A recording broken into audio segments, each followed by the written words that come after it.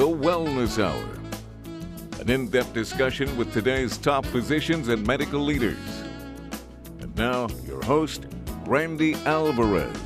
You're watching The Wellness Hour, leader in medical news and information. I'm Randy Alvarez. Brand new topic on the show today, hair transplant surgery. What's new with us? We have a board-certified facial plastic surgeon, Dr. Gregory Keller. Dr. Keller, welcome to the program. It's great to be here, Randy. Now, is this in your specialty, by the way? It is actually. It started in our specialty almost, in dermatology. Okay. Yeah, and we used to be a major part of the boards of hair transplant and societies that were there. And there still are a lot of us who do this type of work. Okay. And this is a popular procedure for you. It's very in popular. Santa Barbara. Very popular. It's been popular since 1976, which is when we started doing it. All right. Now, are the techniques, have they changed over the years to make it a more authentic look as far as hair transplants? Well, you know, Randy, I like to say it's not your father's hair transplant. Your Okay. father's hair transplant was, you know, the larger plugs. It looked pluggy. We did flaps for a while. That didn't look quite right. But now we use what's called the follicular units. That's the new technique. All right. And it looks completely natural and completely great. Now, that's tedious work. And I've talked to a lot of doctors. They don't like to do it. Why do you like to do it? Well, I like to do it because of the difference it makes in people's life. Okay. I mean, there are a lot of guys out there who like to look bald. And, Yeah. you know, there are even people who shave their heads to look that way. And, you know, nothing against that. But in my mind, it's a younger, more vital look, particularly as you get into your, you know, say 40s. Now, with bald people, you say on the consult that, you know, certain people really are held back by their baldness. Tell me what you mean by that. Well, it's the way they feel about themselves. Okay. I mean, some guys are perfectly confident when they're bald and they feel perfectly good about it, and wives fine, or yeah. girlfriends are fine, and that's fine. But I think the average guy really doesn't like to be bald. He feels a little ashamed. He's lost his hair at a young age when everybody else had hair. Yeah. And, you know, that stuck with him for a while. And if you put hair on somebody's head, you know, it changes a guy so much that he just... Well, they definitely look younger. I mean, if you give somebody their hair back, it makes you look younger. Well, it makes them look younger, but it makes them look better, too, and they feel better about themselves. Women, too. Women lose hair, you know, around the time of menopause, and they'll wear wigs and everything else to try and hide it, and they just don't feel good about it, and I think that that's a lot of what it is. Now, I've sent you two people, by the way, over the years for hair transplants. You have, yeah. Both very happy. The one guy, David Palmer, you know, he's like a different guy now. I mean, he really is. I mean, he was held back by his baldness. He was one of these guys that every joke was about him losing his hair, and you know, you couldn't talk to the guy for an hour without him bringing up some joke about his hair. He always wore a hat. He said he hated wearing hats now, of course. And you know, after the transplant, I should tell you a follow-up, because I see him every once in a while. I don't know if you ever see him on a follow-up, David Palmer. And he said that he actually gets compliments about his hair. You know, and he goes, I go, are they being sarcastic? He goes, no, people will say I have cool hair. So now because he had an old-fashioned hairstyle before, because he had no hair. Now he's dressing better. He's kind of hip and cool now. Do you see? I mean, do you see that when people you change their hair and all of a sudden they An awful lot, Randy. Here's David, for instance, and he even did a little film for us that said, would I do it again? And he brushes his hand through his hair and says, absolutely. And I really think he meant it. He just feels so much better. Yeah. It's a relief almost for a lot of people. He's grown it out. It's more like mine now. We're going to have to get a follow-up photo to this. And I said he's going to come down here and I'm going to interview him about it, because he truly thinks it changed his life. Even his wife. She's my really good friend, Janine Selby. And she says that he's a completely different guy. It really makes that. It gives people confidence in the workplace, at home. I mean, it's hard to believe, frankly, too, because I'm very skeptical. I always think it's an exaggeration. You see these commercials, the guys are swimming and canoeing and hiking and all these other things just because they get their hair back. Well, Randy, I mean, it seems very hard to believe, by the way. You know, you're a little insensitive to it. You've got hair. You don't understand how guys feel who are balding or bald. Okay. And they really are self-conscious about it. It really does not consume them, because they're normal guys, or, you know, and feel that way, or women who are losing their hair as well, because that happens also. And it's really an inner feeling that they have, and you take that away, you give them hair, it really makes them feel good. And, you know, partners really respond to that. You know, we used to have a saying, you know, that we didn't mention on air or anything: get hair, get chicks, or get a partner, or whatever, you know. Yeah. And get hair, get chicks. Okay. Yeah, you know, it's not true because it's the but way it is that true if somebody's self-esteem, I guess, is compromised because of their hair. Yeah, I think it's the way you feel. Like anything else. Yeah, it's not the way you look, it's the way you feel about the way you look a lot of times. And this really does make people feel better about the way they look. Good, good, good. Okay, so with David Palmer, he goes in, and how long does it take? I mean, he goes to your office, the procedure itself takes what? Well, you know, he comes into the office and we talk about it, and then what we do the day of is we draw what we're going to do in front and in back and sort of do an outline of the whole thing. And then the process is almost a microscopic type of technique. We can do one of two things. We can take a little strip in back of the hair that comes out and is hardly noticeable at all. Okay. You know, even your hairdresser a lot of times can't find it. And that we take the loose scalp tissue out with the hair intact. And then very tediously, and as I say, this takes a team, because we used to do, in the days of bigger grafts, maybe 30, 35 grafts was a big day. Mm-hmm. Now we're doing, and that's one of the new things, is up to 27 to 3,500 grafts, and really transplanting things all in one session. Can you take somebody that really has, you know, a bald head and give them hair back? You really can, yeah. It's sort of interesting. The key is the donor area. Do they have enough donor area to The donor area is where? In the back, though, right? Well, yeah, you notice. But everybody has hair in the back, don't they? Everybody has hair in the back, and this hair is genetically different from this hair. So it doesn't come out? It doesn't get, well, it thins over many years, but it's what's called male pattern baldness or female pattern baldness. There are different types of baldness, but essentially one area of the head loses the hair generally. And that male pattern baldness, those hairs are different hairs. They're genetically programmed differently. They don't respond the same to dihydrotestosterone, which is a breakdown product of testosterone. They respond differently. Okay. So if you take that hair that genetically is going to survive the dihydrotestosterone and put it up here, it still thinks it's down here and it's still going to grow and not fall out. What are the age ranges of people you see? We see age ranges from the 20s. I even did somebody in their 80s at one 80s? point. 80s, yeah, yeah. Wanted to have hair. Well, yeah, some people have those old plugs, and you know, we can revise that type of problem, pluggy look, and make it look natural. Okay, so people that have plugs or that look, you could revise that, do a revision. Yeah, we can revise that so that it looks much more natural. Okay, and ideally, when should somebody do it? I mean, when do you do something about it? Because if you do it too early, what happens? Well, people who do it too early want a different type of look that isn't going to stay with them for life. What we want is to plan ahead and to think ahead into the future. We want somebody to look like they always have hair and will always have hair.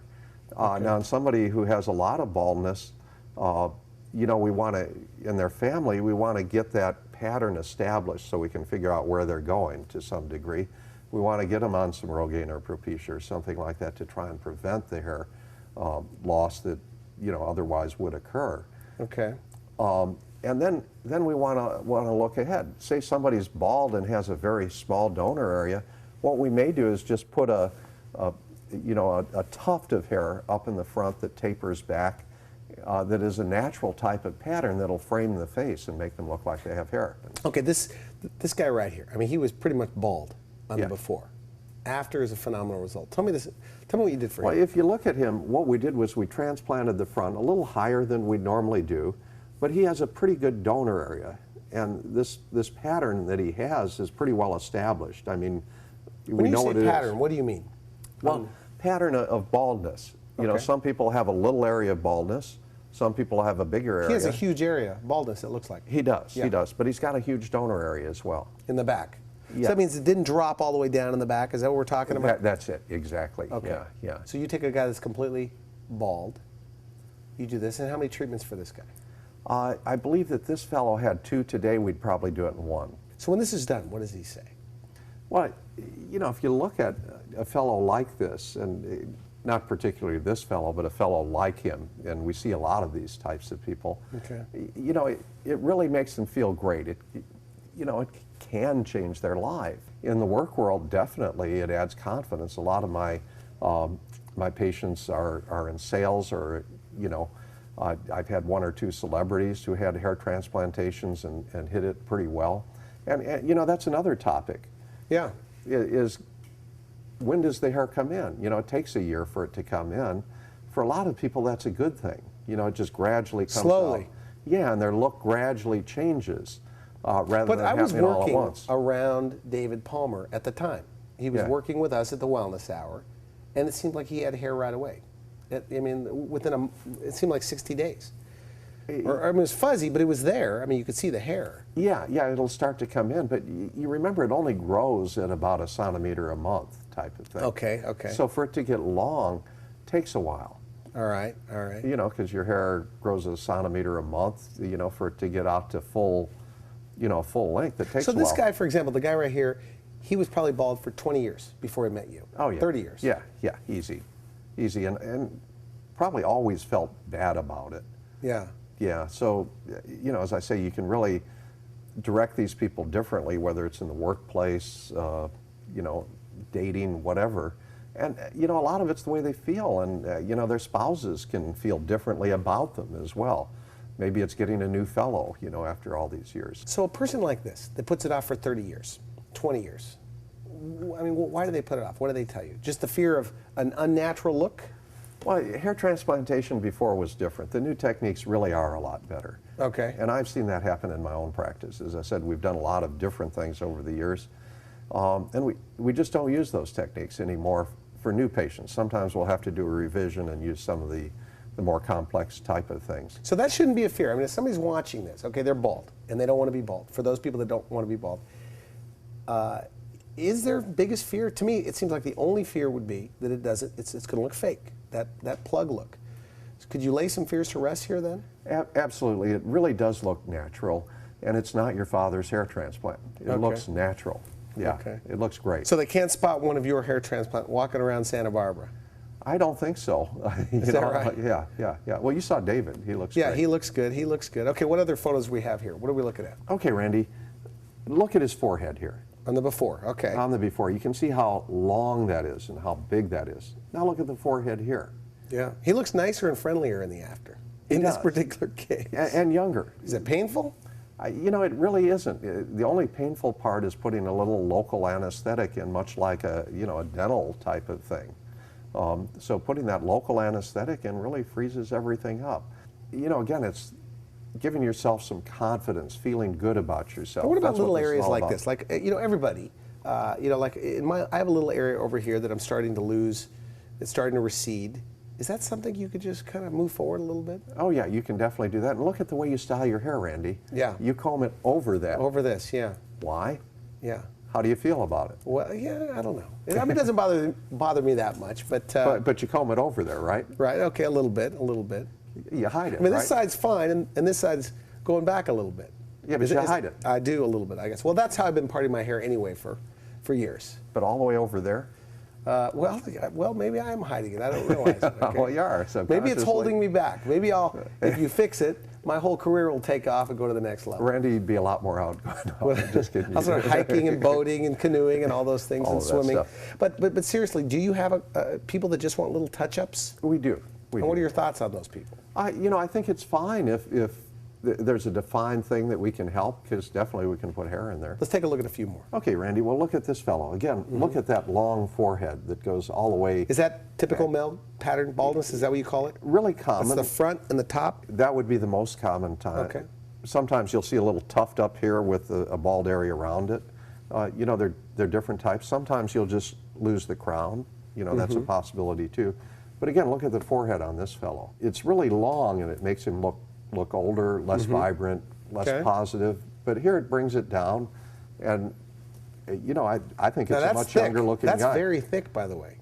Yeah, that's Seems the like some caliber of yours his are hair. even thicker. It just depends on their hair. It does. You know, the diameter of the hair is different in different people. We look for different things. We look at the contrast between the skin and the hair. We look at the caliber of the hair and how wide it is around to decide how to put it. All that goes into the artistic effort of the whole thing. Is there any misinformation out there about hair transplants that just isn't true, that you hear? I mean, because I know that I hear, hey, you don't want to do it before 40 because, you know, when you lose hair later, it's going to look awkward or strange. Well, you know, most of the people that we see are honestly after 40, and when we see somebody before then, because we do see people young, you know, probably the biggest change that I saw was a nurse that I'd worked with in outpatient surgery brought her son in, and her son was feeling actually suicidal about the way his hair looked. He was really going bald, yeah. Wow. And so we transplanted him with an eye toward how he might look in the future, and totally turned him around. I mean, that really was... Really? Yeah, really a How old? neat story. I think he was about 28. Yeah. About 28 years old? Yeah, yeah. And so what do you do? I mean, your technique for people that are just receding or have a receded look, and they're never going to probably go completely bald, but they have a receded look. I mean, what's the technique? Well, you don't know that they're not going to go completely bald. Okay. So what you want to do is transplant the area. You want to give them a recession. You know, you may not want to transplant the back. You may not want to waste all of their donor area right away. So you transplant them to give them a framed facial look that you're going to be able to live with for the whole time. And Will the hair grow long, though? I mean, it's going to be like any other kind of hair. It'll grow long. Yeah, definitely. And the other thing, as time goes by, it'll even get thicker, like planting a sapling, a tree, where it's going to grow thicker and bigger as time goes on. Now, this guy doesn't seem to have a receding hairline in the after. No, not anymore. It's pretty thick. Some people, you could bring them right all the way down. Yeah, if they have the donor area and their pattern is well established and they're a little bit older. But more importantly, the way that we transplant them is to look at where their hair should naturally go. Okay. And again, that's the Da Vinci anatomy type of concept behind art. We understand, and you know, this is new, but it took us a lot of tedious work to figure it out, and we looked at radiographs and people, and you know, even during a facelift that we were doing, we'd take a look at what was underneath. And you know, we found that different sutures and the way things were defined the anatomy of the hair. Just as I said, like Da Vinci looked at his paintings, we looked at the way hair grows and how it grows and where it belongs. And so that contributed to the artistic type of concept. Do you have to keep it a little jagged in the front rather than a perfectly straight line? Because I see those straight lines. Yeah, it looks pretty bad, doesn't it? Yeah. Yeah. No, you know, it's important to have an artistic view. There's no question about it. And so what we try to do is make things what we call regularly irregular. Okay. Or irregularly regular. All right. And what that means is that, you know, it should be symmetrical, but you should have little ups and downs that occur, just like if you look at your hair or my hair, or, you know, anybody who has natural hair. That's the way it should look as we mature out a little bit. Not that you're mature, but you know, that's important. Right, okay. Now, with the facelift crowd, you do a lot of facelifts. I mean, you're known all over the world for your facelifts.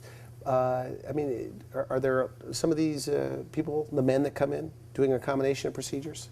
There are. Or they do the facelift, they come back and do the hair? No, we'll do them at the same time very often. Oh, really? Yeah, you can do that. And what's nice is that sometimes during a facelift, if you're not planning not to do it, you'll bring the incision back into the hair, and you can actually come all the way around and incorporate that into the facelifting process. You know, that's number one, the tie-in. The other thing is that it's important to be able to do hair to revise facelifting problems that other people have had. You know, sometimes the sideburn in a woman will get lifted up too high, and you can actually transplant those as well. Oh, is that right? Yeah, and that really can look much better. Do you ever see, I mean, look, you're a plastic surgeon, so when you're out and about and you see somebody, and you, boy, you know, I wish all they need is a little bit of hair right there. I mean, do you ever see that? You know, but most women, I guess, wear their hair down if they have that problem. If they have that problem, they hide it, and they're very self-conscious about it. So again, people are self-conscious about hair, hence the saying, a bad hair day. You know, even that'll bother people. And women are coming in. So this is, you know, I know a lot of people have, I have a sister that has thinning hair. I want to make a point about women, though, Randy, because it really affects women even more than men. While it affects men, women aren't supposed to be bald. You know, they're supposed to have a lot of hair. Yeah. And, you know, they really would like to get in and do something But are they about it. less likely to think hair transplant? I mean, it seems because they have a lot of hair.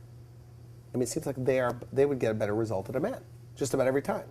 Or does it just depend on the woman? Like anything else, it depends on the women, but they generally do very well. Okay. They do very well and are very happy. So happiest, now you do a lot of facelifts and other things, minimally invasive facial rejuvenation. Where do the hair transplant patients stack up as far as patient satisfaction? I think that almost anything you can do to make a woman more beautiful and less self-conscious makes them feel so much better. Okay. And we can really take a woman who needs a hair transplant or hair transplantation and who's looked at her other hormonal things, of course, really look great. Okay, what about the men? Men, I think it transforms their lives. Okay. I really do. You know, and you've seen an example of that. We've done 2 now that you've sent to us. A couple more photos. We have time for 2 more photos. What are we looking at here? Well, here we're looking at a little different pattern where you can see this back area really needs some filling in. This is the crown area, and people look from the back at people and, you know, you look older. You look like you should be wearing a cap there or something. Okay. And so filling that in is very important. And that's even more artistic because we have cowlicks and everything else, again, that form and that we have to take into account, and directions of the hair and the way hairs are going. And it's really important to get those right. Okay, now, you know, in researching this topic, I knew that you were going to come out here since last week, doing some research on the internet, and a lot of places are mill-like, or they're doing a lot of high volume with a lot of technicians that are involved. And do you have an advantage because of, you know, the size of your facility? And do you think that is your hunch that you spend more time with your patients? And how are you better than going to one of these type of? Well, I think it's important that we have a lot of experience. We've been doing this for 30 years, number one. All right. Number two, we understand the anatomy of the area and what's happening. And I think that is real important because you can draw lines and angles and everything else, but unless you understand why hair is supposed to grow where it does, you're at a disadvantage. And number three, the team that we use has an average of about 11 years of experience in hair transplantation. I have 30 years. And that's real important. Are you the premier place in Santa Barbara, in your opinion, when it comes to hair transplant surgery? I think we're the only Santa Barbara-based place in Santa Barbara. Okay, good. Yeah. So I think that's important. And in Los Angeles, obviously, there are a lot of people, and I think we do a great job. But you know, with our show, I'm talking to doctors all the time, every day, and there's a lot of people wanting to dabble in this. They want to do it, to make a little extra money, add it on their list of services. But there's a big learning curve. Is that correct? In doing this, to do it right? There is, and I think that one of the things you're seeing in hair transplantation is people taking, a weekend or a week course and then going out and doing it. Nothing wrong with that, but I think that we're at a little different level of quality. So you've been doing it 30 years? We've been doing it 30 years. So you could make someone have a natural look. Now, in a recession, you say invest in yourself.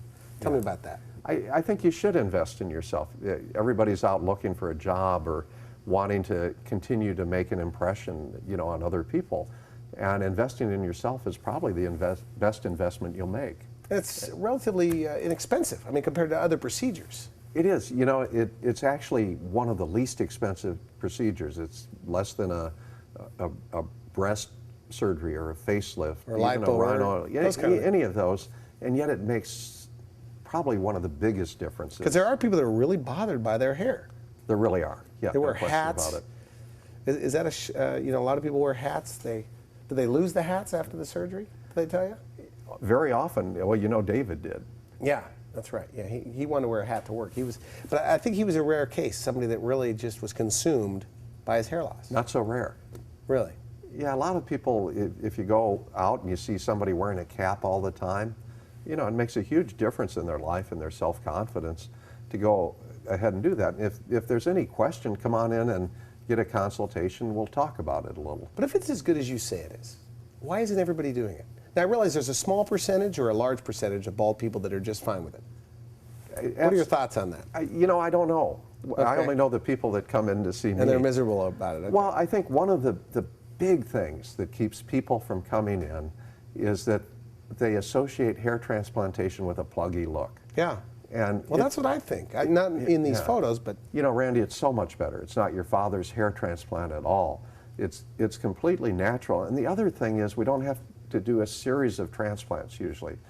Most of the time we can do almost all of this work in one session. So that plug look, that's in the hands of the doctor, or an old technique?